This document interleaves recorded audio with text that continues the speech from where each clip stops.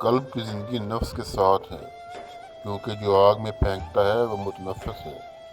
لیکن دو وجہوں میں سے ایک وجہ سے خالی نہیں، مگر یہ کہ آگ میں متنفس نہیں ہوتا تو اس کی حالت اس پھانسی پانے والے کی ہوگی جس کا گلا رسی کے پھندے سے ڈھونڈا گیا ہو،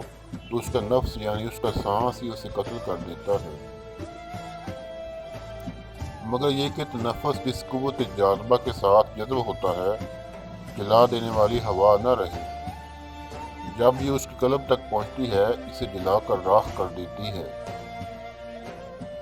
اس لیے ہم کہتے ہیں کہ یہ تمام امور سبب حیات ہیں